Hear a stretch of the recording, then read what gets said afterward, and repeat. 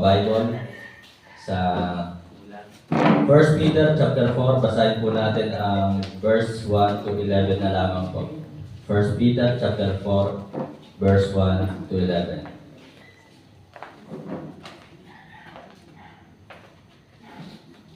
Nakita na po ba isang malakas at masayang amen? Amen. Sa litang pagbasa, ako po sa verse 1, kayo po sa verse 2. Sabay-sabay po tayo sa verse 11. Verse 1. For as much then as Christ hath suffered for us in the flesh, arm yourselves likewise with the same mind, for he that hath suffered in the flesh hath ceased from sin. To kayo po. That he no longer should live the rest of his time in the flesh to the lust of men, but to the will of God. For the time past of our lives may suffice us to have what? The will of the Gentiles, when we walk in lasciviousness, lust, excess of wine, revelings, banquetings, and abominable idolatries. Verse 4. Wherein they think strange the ear of God, and the same excess of pride, speaking evil of you. Who shall give account to him that is ready to judge the quick and the dead? Verse 6. For this cause the gospel preached also to them that they might be judged according to men of the flesh, but they according to God and the Spirit. But the end of all things is at hand. Be therefore sober and watch unto prayer. Verse 8. And above all things, have fervent charity among yourselves, for charity shall cover the multitude of sins. Use hospitality one to another without grudging. Verse 10. As every man hath received the gift, even so minister the same one to another, as good stewards of the manifold grace of God. Verse 11, altogether ready, read. If any man speak, let him speak as the oracles of God. If any man minister, let him do it as of the ability of God, believing that God in all things may be glorified through Jesus Christ, to whom be praise and dominion forever and ever. Amen. Tayo po lahat ay makapumikit, tayo po'y manalangin. Dakilang Diyos na makapangyarihan sa lahat, aming Ama na nasa langit. Sa gabing ito, pinupuri ka namin, pinapasalamatan, sapagkat kayo po ay tunay na hindi nagbabago, tunay na kayo po ay walang katulad, at dakila ang iyong pong kabutihan, katapatan, dakila ang iyong pong pag-ibig sa amin. Salamat na kami po ay muli makakapakinig, makakapag-aral ng iyong pong banal na salita. Salamat po, Ama, sa kapatawaran ng aming mga kasalanan, sa kabila ng aming maraming pagkukulang, nananatili po kayong tapat sa amin, patuloy po kaming pinapatawad sa aming mga kasalanan. Banal na Espiritu, puspusin mo po kami pangunahan sa lahat ng aming pong gagawin. Kami po ay tunay na nagpapakumbaba sa iyong harapan, nagpupurit, nagpapasalamat, at salamat po sa buong taon na kami niyo pong pinagpala at iningatan. Salamat sa panibagong taon na aming po haharapin. Salamat po sa pribilehyo na makapaglingkod po sa inyo. Salamat po sa mga bunga, mga kapatiran na nandirito po ngayon, na nanatili at nagpapagamit, at sila po ay nakikisa sa inyong pong gawain. Dalangin ko po aming Diyos, kayo po magbalik ng pagpapala sa kanilang pong buhay. Patuloy mo pong dinggin ang kanilang mga panalangin, at tulungan mo po kami na may encourage po namin ang iba pa naming mga kapatiran na sila po ay umattend ng prayer meeting. Pahalagahan po nila ang prayer meeting, sapagkat ito po ang inyong pong nais sa inyong pong bahay-sambahan, na ito po ay maging lugar ng panalanginan. Salamat po sa gabing ito. Muli ako inyong pong itago sa inyong pong likuran.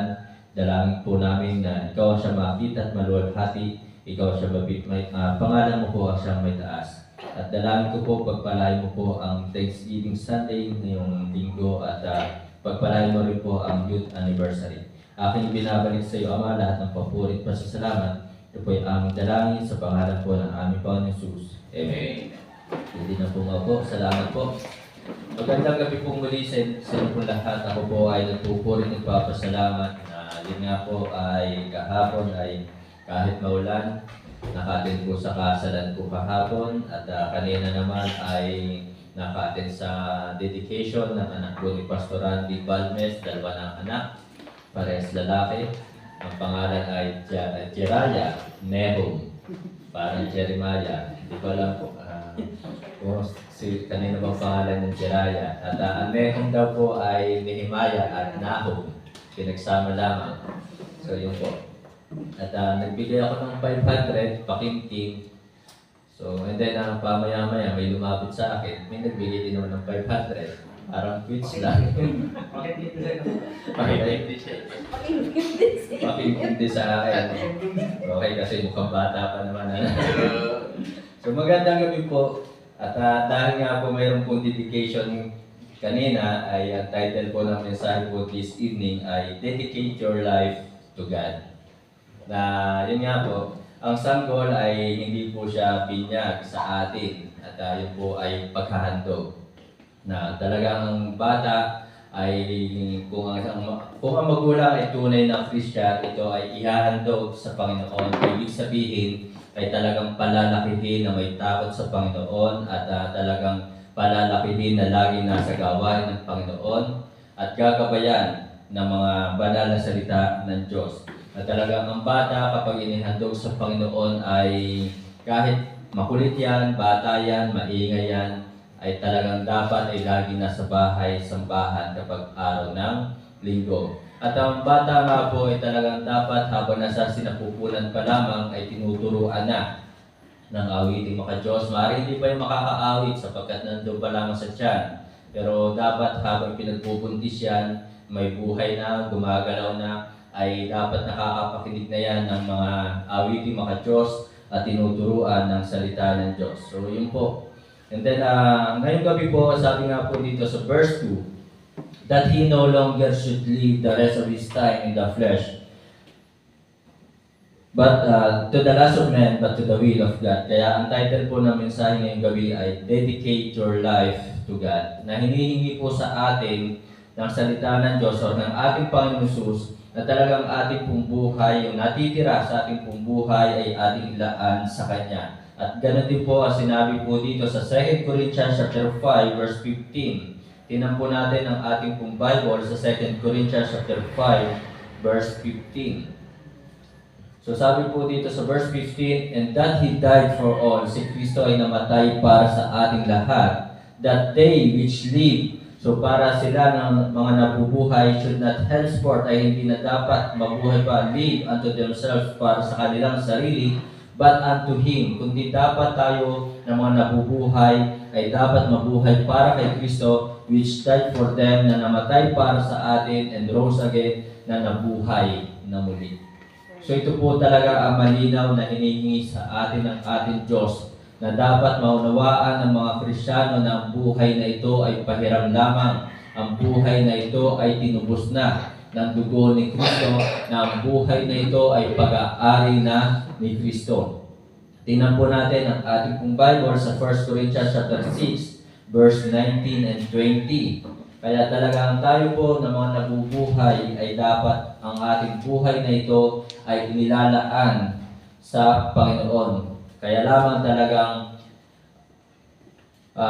dahil tayo nandito sa mundong ito, kung bakit ay nahihirapan ng maraming Kristiyano na talagang ilaan ang kanilang buhay para sa Diyos kay Kristo. 1 Corinthians chapter 6 verse 19. What? Know ye not that your body is the temple of the Holy Ghost, which is in you, which ye have of God, and ye are not your own. So, na ang ating katawan ay templo na ng Diyos, at ang katawan nga ito ay sa Diyos na. For ye are bought with a price, sapagkat kayo binili sa isang halaga. Therefore, glorify God in your body and in your spirit, which are God's. Na ang ating pong katawan, maluluwalhati ang Diyos, ang ating Panginoong Jesus, kung ang ating katawan ay talagang matatagpuan sa bahay-sambahan kapag araw ng linggo, na ang katawang ito ay hindi natin dadalhin doon sa mga lugar na hindi ka nais-nais. Na ang katawang ito ay hindi natin dadalhin sa mga sugalan, sa lugar ng sugalan, sa lugar ng inuman, sa lugar na kung saan talaga na hindi nabibigyan ng kaluwalhatian ang Panginoon. Kaya nga po, sa buhay po ni Pablo, isa pa po sinabi po ni Pablo, yung Galatians chapter 2 verse 20, I am crucified with Christ, nevertheless I live, Yet not I, but Christ liveth in me, and the life which I now live in the flesh, I live by the faith of the Son of God who loved me and gave Himself for me. So sa buhay ni Pablo, sa buhay ni Pedro, na talagang makikita po natin na kanilang mga buhay ay inilaan na para kay Kristo. Sapagkat tanggap nila na ang buhay na ito, ang katawang ito ay hindi kanila. So mga kapatid, mga minamahal, ito ang nais ng Diyos sa atin na talagang ilaan natin, dedicate your life to God. Ilaan natin ang buhay natin sa Diyos para kay Kristo. Sapagkat si Kristo ay kanyang ibinigay, inilaan ang kanyang buhay, ang kanyang sarili para sa ating lahat. Matatapos na ang taon at haharap tayo sa panibagong taon. Sana ang buhay natin ay talagang laging laan para sa Diyos kay Kristo. Huwag na natin sayangin pa yung natitira sa ating pong buhay. So ngayong gabi, si Pedro po ay talagang inilaan niya. Sa paglalaan ni Pedro ng kanyang buhay, makikita po natin dito po sa verse 1 to 4. Tingnan po natin. Ano ang meron sa buhay ni Pedro nung kanyang inilaan? When Peter dedicate his life to God. So, tingnan po natin. Sabi po dito, for as much then as Christ had suffered for us in the flesh. Tunay na kung ating pong ilalaan ang ating buhay para sa Diyos kay Kristo, meron pong suffering. Kaya sabi po dito, suffer for us in the flesh, and yourselves likewise with the same mind. For he that hath suffered in the flesh hath ceased from sin. And then verse 3, jump na tayo. For the time past of our life may suffice us to have wrought the will of the Gentiles when we walk in lasciviousness, lust, excess of wine, revelings, banquetings, and abominable idolatries. Verse 4, wherein they think it strange that ye run not with them to the same excess of riot, speaking evil of you. When Peter dedicates his life to God, there is a battle. Meron pong laban. Or sabihin na natin mayroon pong barriers, mayroong hadlang. So ang humahadlang nga po sa paglilingkod para kay Kristo ay yung mga kasalanan. There is sin. Ito yung ating battle. Na kung ating ilalaan ang ating buhay para kay Kristo sa paglilingkod. So meron po tayong pakikipaglaban sa mga kasalanan sa mundong ito. Na kailangan makita sa atin na tayo ay nakikipaglaban o hindi na tayo nakikiayon pa sa mga kasalanan sa mundong ito. Na makikita sa atin kung talagang ilalaan natin ang ating buhay para kay Kristo ay lalayuan natin ng anumang uri ng kasalanan. So yung po mga kapatid, mga minamahal, there is a battle na talagang nandoon na talagang ipapamuhay natin ang kalooban ng Diyos. Makikipaglaban tayo sa anumang uri sa kasalanan sa mga kasalanan sa mundong ito. So yung po yung una na talagang nilabanan po yan ni Pedro at ganoon din po sa buhay po ni Pablo na talagang makikita natin napakalaki ng pagbabago. So yun, kaya ako po ay talagang nagpapasalamat na ako po ay napapunta dito sa baptist. Maaaring ang baptist ay hindi po nakakapagligtas, pero dito sa baptist ay talagang itinuturo ang katotohanan. Dito ko tinanggap si Kristo bilang aking Diyos, Panginoon at tagapagligtas. Dito ako tinuruan ng mga Christian living. At doon nga po habang ipinapamuhay ang Christian living ay nandoon ang gabay ng Holy Spirit.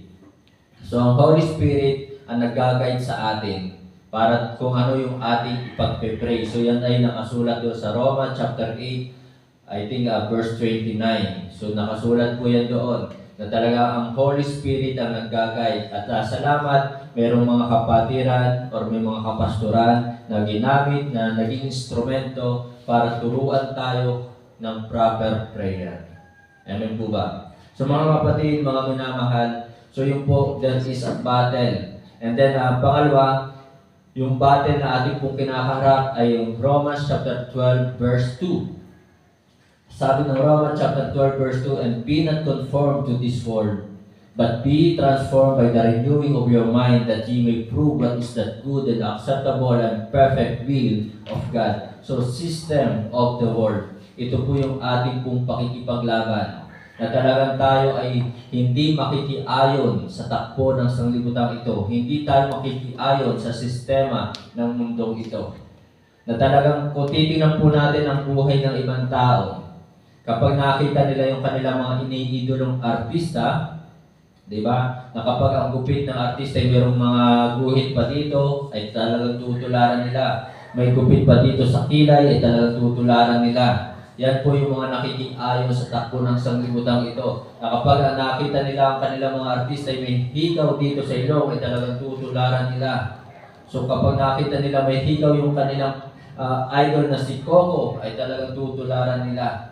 So yun po yung sistema ng mundong ito. Na talagang tinitingnan nila yung buhay ng mga artista. Na sa mga buhay ng mga artista ay sinasabi nilang bakit si ganon ay talagang papalit-palit. So okay lang pala yun. So sa kanila okay lang yon, pero sa atin bilang tayo mga Kristiyano ay dapat tayo po ay talagang stick to one. Diba? Maging tapat tayo sa ating mga kapartner. So yun po yun. Na talagang hindi pwedeng papaghiwalayin ng tao ang sino mang pinapagsama na ng Diyos. So mga kapatid, mga minamahal, there is a battle. System of the world. Yung sistema ng mundo ito ay dapat nating labanan. Na talagang tinan nyo po, na ang sistema ng mundo ito, ang kanilang mga pakasyon ay lagi na lamang araw ng linggo.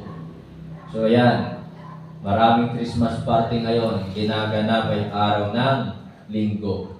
Maraming outing, lagi na lamang linggo. Tatandaan po natin na ang linggo ay para sa Panginoon. Linggo ay Lord's Day. Sunday is Lord's Day. Hindi ito para sa outing, hindi ito araw mo, hindi ito para sa mga Christmas party, kundi ang linggo ay ito po ay araw ng Panginoon. So yan po yung sistema ng mundong ito na dapat nating labanan, na hindi dapat makahadlang sa ating pong paglilingkod, sa ating paglalaan ng ating buhay para kay Kristo. Then, Luke 22 verse 31, tinampa po natin ano po yung battle ni Pedro sa kanyang paglilingkod kay Kristo na nung nilaan niya kanyang buhay para kay Kristo. Luke 22 verse 31. Sabi po ng verse 31, nandiyan na ba kayo sa amen? Amen. And the Lord said, Simon, Simon, behold, Satan hath desired to have you, that he may sift as you wet. Sift you as wet. So mga kapatid, there is Satan. Ito yung ating pang-isang kalaban sa ating pong paglalaan ng ating buhay sa Diyos. Na talagang Satan was always there in our surrounding. Sa ating paligid ay nandyan ang Diablo, na talagang ang nais ni Satan, wala siyang ibang nais kundi sirain yung buhay natin. Wala siyang ibang nais kundi tayo hadlangan sa ating paglilingkod. Kaya nga sabi po ni Pedro sa 1 Peter chapter 5 verse 8, be sober. Diba? Be sober, be vigilant, because your adversary the devil, as a roaring lion walketh about seeking whom he may devour. So yan po yung battle ni Peter. No, siya po ay nagsuko ng kanyang buhay, no, siya po ay talagang naglingkod kay Kristo. Satan, system of the world, and sin. Na talagang sinikap ni Pedro na mamuhay na mayroong kabanalan, sapagkat sabi nga po dito sa 1 Peter, kung hindi ako nagkakamali, chapter 1, verse 15 and 16, ipinapangaral po dito ni Pedro, but as he which hath called you is holy, so be holy in all manner of conversations, because it is written, be holy, for I am holy. Mamuhay tayo na mayroong kabanalan. Talagang dapat separated tayo unto God. Separated from this world. So yun po yung battle. There is a battle. Pangalawa, tingnan pa po natin, ang sabi po ng John 21, 18-19. So, dedicate your life to God. When Peter dedicates his life to God, to the Lord Jesus Christ, there is boldness. Nandiyan na ba kayo sa John 21, verse 18 and 19? So talagang matapang po si Pedro, naging matapang siya. At talagang makikita po natin doon yung kanyang strong decision, strong devotion, and strong determination. So sa John 21 verse 18 and 19, binanggit po dito ng ating Panginoon Jesus kay Peter kung ano ang kanyang sasapitin, kung ano ang kanyang magiging kamatayan. Verse 18, Verily, verily, I say unto thee, when thou wast young, thou girdest thyself. So hindi pa nagsisimula si Pedro sa paglilingkod, ay talagang binanggit na ng Panginoon Jesus. And walkest whether thou wouldest, but when thou shalt be old, thou shalt stretch forth thy hands, and another shall gird thee, and carry thee whither thou wouldest not. Dadaling ka nila sa hindi mo talaga gusto. This spake he, signifying by what that he should glorify God. And when he had spoken this, he said unto him, Follow me. So binanggit po dito ni Kristo, ito Pedro, iyong kamatayan. Ang ganda, no? Ang ganda ng binanggit ng Panginoong Jesus. Hindi binanggit ng Panginoong Jesus na, Peter, ito yung reward mo. Hindi pa nagsisimula si Peter sa paglilingkod, ay sinabi na agad sa kanya ng Panginoong Jesus, Peter, ito ang kamatayan mo. Wala bagang encouragement man lang na, Peter, ito yung reward mo ha pag ikaw ay naglingkod sa akin. Ito yung tatanggapin mo pagdating mo sa langit. Wala eh. As sinabi agad dito ni Kristo, ito yung kamatayan mo. So when Peter dedicates his life to the Lord Jesus Christ, there is boldness. Meron talagang katapangan. So makikita natin doon yung kanyang strong decision. Kaya mga kapatid, mga minamahal, kapag inilaan natin yung ating buhay para kay Kristo, kailangan magkaroon tayo ng strong or firm decision. Matibay, malakas na desisyon. Na talagang desisyon na talagang hindi mapapali. Kung desisyon mo na ikaw ay talagang sumamba kapag araw ng linggo, so ibig sabihin kahit sino pa ang pumigil sa iyo, hindi ka papipigil. Kahit anong pang activity meron sa school ay hindi ka papipigil, hindi ka magpapahadlang. So kailangan po dito ng strong decision at magagawa mo ito kung meron kang strong devotion to God. Kung talagang malakas ang iyong pagmamahal, kung malalim ang iyong pag-ibig para kay Kristo. Kaya nga dito sa John 21 verse 15 to 17 ay 3 beses tinanong ni Kristo si Peter, Lovest thou me more than this? Lovest thou me more than this? So sa pangatlong tanong ay medyo nasar na si Peter. Sabi dito, tinan po natin sa verse 17, sabi dito, He said unto him the third time, Simon, son of Jonas. So patatlong tanong na ito, Lovest thou me? Peter was grieved. So nandoon, nalungkot na si Pedro because he said unto him the third time. So kung ating pong ilalaan ang ating pong buhay para kay Kristo, kailangan po dito ng strong devotion. Matindi, malakas, o malalim na pag-ibig sa Diyos kay Kristo. Kaya dapat ang ating pag-ibig sa Diyos habang tumatagal ay lalong lumalalim, lalong tumatamis. So yun po yun.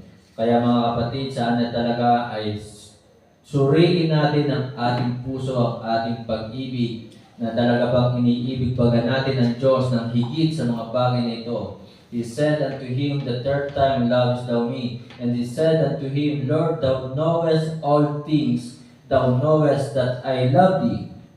Jesus said unto him, Feed my sheep. So there is boldness. Mayroong katapangan na kahit talagang binanggit na ni Kristo ang kamatayan ni Peter, ay talagang siya ay sumunod at naglingkod at inilaan ang kanyang buhay na talagang natupad ang sinabi ni Kristo. Sapagkat si Kristo ay talagang He knows all things. Alam ni Kristo lahat ng mga bagay. So wala tayong maitatago kay Kristo sapagkat siya po ay tunay na Diyos. So ito po yung kailangan kung talagang ilalat po natin ang ating buhay para sa Diyos kay Kristo, So nagkaroon po si Peter ng strong determination na talagang determinado siya. So para sa mga estudyante, kung kayo talagang determinado na maabot ang inyong pangarap sa buhay, determinado kayo na talagang kayo gusto nyo makatulong sa inyong magulang, kayo ay magsisikap na mag-aral. Nakakalungkot minsan na sa mga estudyante, naririnig ko, Pastor, ang dami kong hahabulin eh. Ang dami kong dapat tapusin. Eh bakit anong ginagawa mo? Ang daming bakanting oras, pero saan inilalaan ang mga bakanting oras? Tapos yun ang maririnig ko sa mga estudyante. Diba? Maraming nasasayang na oras.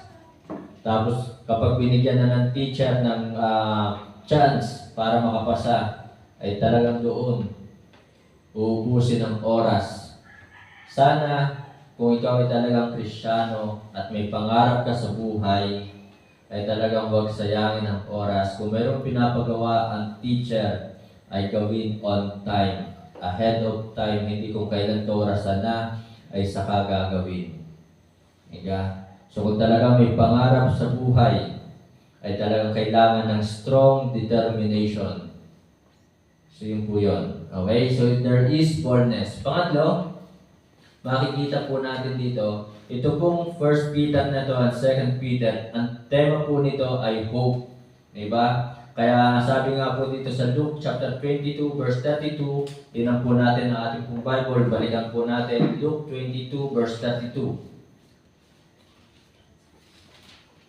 Luke 22 verse 32. Sabi po dito, but I have prayed for thee. So, napaka-special din po ni Peter at talagang ang Panginoong Jesus ay nagpe-pray para sa kanya. Kaya tayo po, huwag po natin pabayaan ang prayer. Ang Panginoon man ay nagpe-pray din po para sa atin, that thy faith fail not, and when thou art converted, strengthen thy brethren. So, when Peter dedicates his life to God, to the Lord Jesus Christ, there is a building up of the saints or of someone. So kung tayo po ay talagang ilalaan natin ang ating pong buhay para sa Diyos kay Kristo, i-build up po natin ang ating mga kapatid. Encourage po natin. Encourage po natin na sila po umattend ng prayer meeting. I-build up po natin sila, i-encourage po natin sila na umattend ng maghapon sa church. Gugustuhin ba natin na tayo lamang yung malakas spiritually? Gugustuhin ba natin na tayo lamang lumalago spiritually? Na tayo lamang yung nagmamature, tayo lamang yung bine-bless? Katulad po ni Peter, si Peter ay talagang dito po, kung titignan po natin yung 1 Peter chapter 1 verse 1, tingnan nyo po ang mga Bible, na talagang ito po ay nandoon yung exhortation, nandoon po yung encouragement ni Pedro sa mga kapatiran. Peter, an apostle of Jesus Christ, to the strangers scattered throughout Pontus, Galatia, Cappadocia, Asia, and Bithynia, elect according to the foreknowledge of God the Father, through sanctifications of the Spirit, unto obedience and sprinkling of the blood of Jesus Christ, grace unto you and peace be multiplied. So, mahirap kasi mga kapatid kung tayo lang yung lumalago spiritually. Dapat, kung tayo po'y pinagpapala ng Diyos, encourage po natin ang mga kapatiran. Wala tayong pipiliin na talagang sila din po ay tumibay sa kanilang pananampalataya, mag-init sa paglilingkod sa Diyos kay Kristo. Malapit na ang pagbabalik ni Kristo. So ito po yung ginawa po dito ni Peter. There is a building up of someone or of that saints na talagang in-encourage niya, binild up niya, katulad ng ginagawa ni Pablo. So si Timothy, sinabi ni Pablo kay Timothy, thou therefore my son, be strong in the grace. Diba? So nandoon yung encouragement na talagang ayon ni Pablo na talaga ang gawain ng Diyos ni Kristo ay mahihinto. And then, bakit nandoon yung building up? Bakit nandoon yung encouragement? Bakit? Tingnan po natin ang ating pong Bible sa 2 Corinthians chapter 2 verse 4. 2 Corinthians chapter 2 verse 4. Mahirap po talaga ang paglilingkod sa Diyos kay Kristo. Kaya kailangan po natin i-build up, encourage yung ating mga kapatiran. So, nandiyan na ba kayo? 2 Corinthians chapter 2, verse 4. Wala na namang Bible ang iba. So, 2 Corinthians chapter 2, verse 4. Sabi po dito, For out of much affliction and anguish of heart, I wrote unto you with many tears, not that ye should be grieved, but that ye might know the love which I have more abundantly unto you. So, 2 Corinthians chapter 2, verse 4. So, tayo po ay, then verse 5, But if any have caused grief, he hath not grieved me, but in part that I may not overcharge you all. Lahat po tayo ay dumadanas ng pagsubok. Di ba? So kung tayo po ay nakapag-encourage ng mga kapatiran, darating na tayo naman ang madi-discourage, sila din naman po ang mag-encourage po sa atin. Yun po yun. Na kung bakit kailangan talaga i-build up po natin ang ating mga kapatid sa pananampalataya. So, upang kung dumating man sa atin yung mga discouragement, dumating man sa atin ang mga disappointment, mayroong kapatid na lalapit sa atin at mag-encourage sa atin, o bakit ka nalulungkot? Naalala mo pa ba nung ako in-encourage mo? Diba napakasarap pakinggan na sila naman yung mag-encourage sa atin. Kasi tanggapin po natin ang katotohanan na hindi sa lahat ng oras tayo ay malakas, hindi sa lahat ng oras tayo ay matibay. Yun po yun. Kaya sabi po ng 1 Corinthians chapter 10 verse 12, Wherefore, let him that thinketh he standeth take heed, lest he fall. So mag-ingat, baka ikaw ang bumagsak.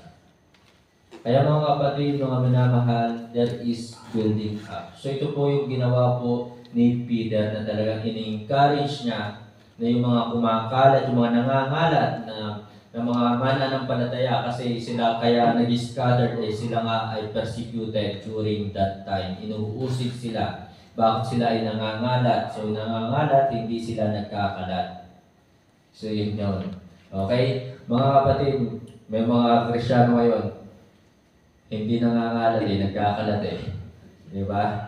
So yun ang mahirap. Hindi nangangalat pero nagkakalat sila. Kaya mga kapatid, i-build up po natin sila.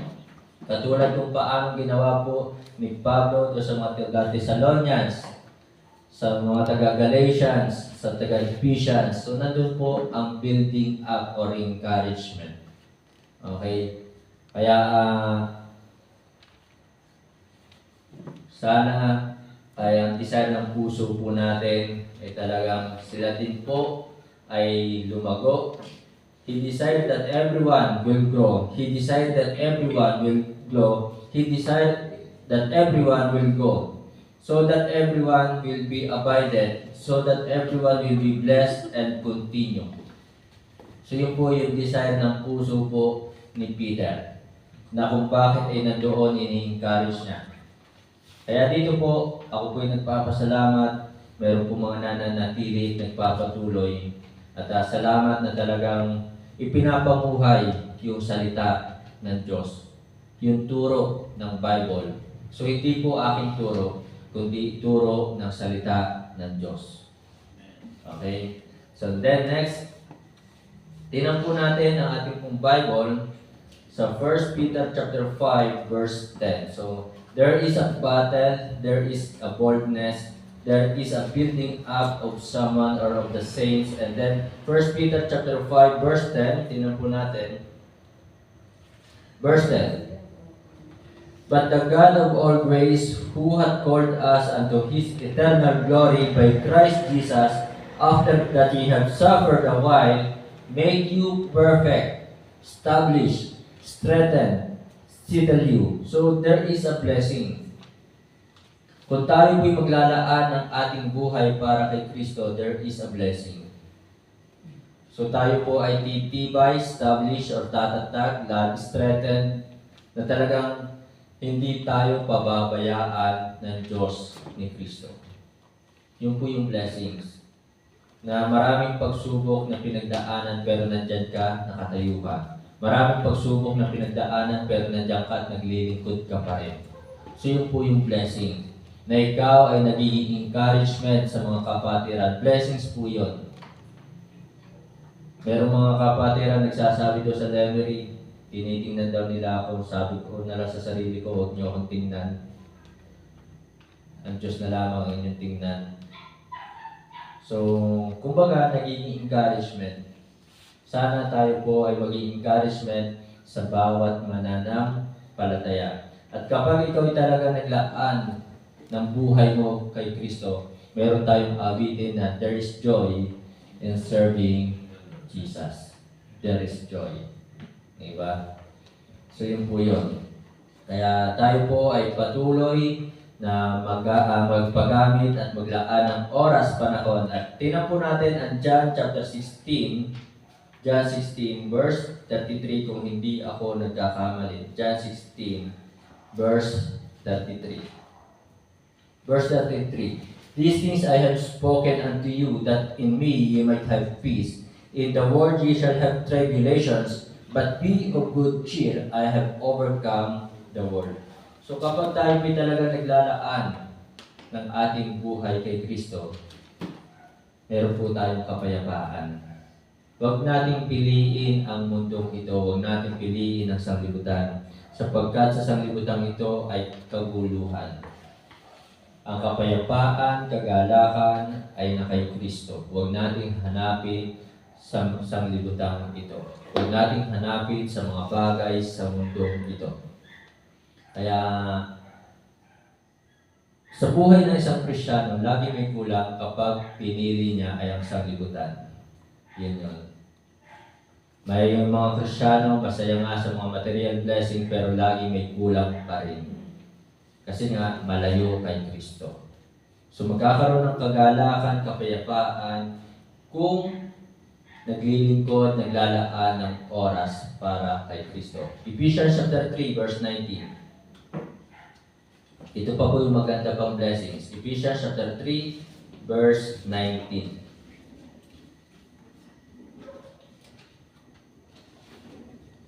Kasi hindi talaga kaya ibigay ng mundong ito ang tunay na kagalakan at kapayapaan.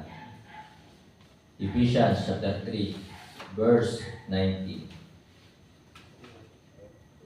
Verse 19, sabi po dito, and to know the love of Christ which passeth knowledge, that ye might be filled with all the fullness of God. So, yung fullness of God, na tayo po kung talaga naglalaan ng oras ng ating lakas buhay para sa Diyos, magkakaroon po tayo ng fullness of God. Na talagang nandoon lagi yung divine protection ng Diyos sa atin. Na tayo talaga nandoon na pupunuin tayo ng ating Diyos. Sabi dito, that ye might be filled with all the fullness of God. Kaya, there is joy in serving Jesus. So yun po mga kapatid, mga minamahal, there is a battle, boldness, building up of someone and blessings, and then sa pagtatapos po mga minamahal, masasabi ko lamang po talaga, wala tayong pagsisisihan kung tayo po ay patuloy na maglalaan ng oras ng ating buhay para kay Kristo. So maraming tao, maraming tagumpay na nakakamtan sa kanilang buhay. Pero kung wala nga si Kristo sa kanila, ang lahat ay mauwi sa walang kabuluhan. Amen? So si Kristo ang ating kagalakan at na kay Kristo ang tunay na kapayapaan. So tayo ng mga na kay Kristo ngayon, sabi po ng 1 Corinthians 15:58, dito na po tayo magtatapos. Sabi po doon, therefore, my beloved brethren, be steadfast, unmovable, always abounding in the work of the Lord, for as much as you know that your labor is not in vain in the Lord. Tandaan po natin, lahat ng ating pagpapagal, paglilingkod na ginagawa para sa Diyos kay Kristo ay hindi mauwi sa walang kabuluhan. Kaya tuloy lang po tayo sa ating pong paglilingkod. Kaya encourage po natin yung iba nating mga kapatiran na sila din po ay mag-init po muli sa paglilingkod. Tayo po ay tumayo at tayo po ay magsapot sa panalangin. To God be the glory. Tayo po yung muko, pumikit, tayo po yung manalangin. Ama namin Diyos sa langit. Salamat po sa gabing ito sa inyo pong banal na salita. Salamat sa pribilehyo na makapaglingkod po sa inyo. Salamat po sa kapatawaran ng aming mga kasalanan. Sa gabing ito, patuloy po namin dinadalangin sa inyo. Kapayapaan sa Jerusalem, kaligtasan po ng mga taga-Israel. Patuloy po kayo, Ama, na magligtas po sa bayan ito ng mga kaluluwa mapapahamak sa impyerno. Sa aming pong pagbabahagi ng kaligtasan ng inyong pong banal na salita, samahan po kami gabayan.